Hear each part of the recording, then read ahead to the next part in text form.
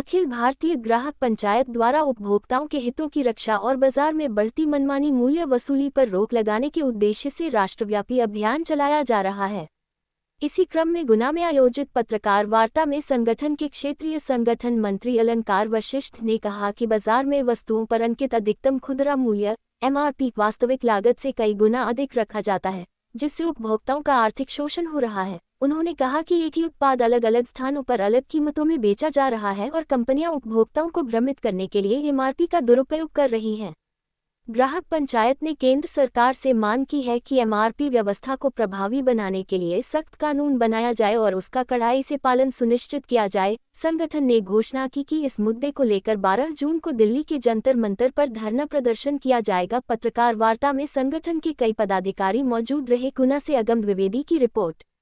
MRP अधिकतम कितनी हो सकती है किसी वस्तु की, उसके लिए कोई नीति, कोई नियम ये बनना बहुत आवश्यक है। मैं आपको ये दो छोटे उदाहरण दे रहा हूँ। ये मेरे हाथ में एक 10-12 ट्यूब है, इस पर MRP 154 रुपये और कुछ पैसे लगी हुई है। अब इसको आप कम करेंगे, दुकानदार से मोल भाव करेंगे तो आप कितने में लेंगे? आप लोगों से पूछना चाह रहा हूँ।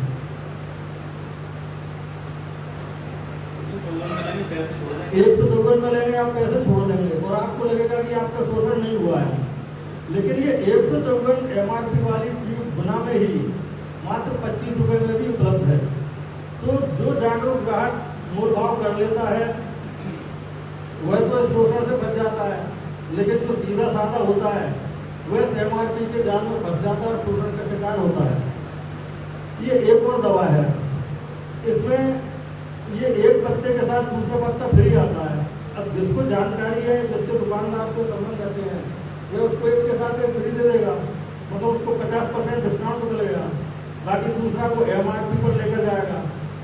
और जो इसको 154 रुपये में खरीद रहा है वह ये नहीं कह सकता कि मेरा शोषण हुआ है, क्योंकि ये MRP पर बेची गई है।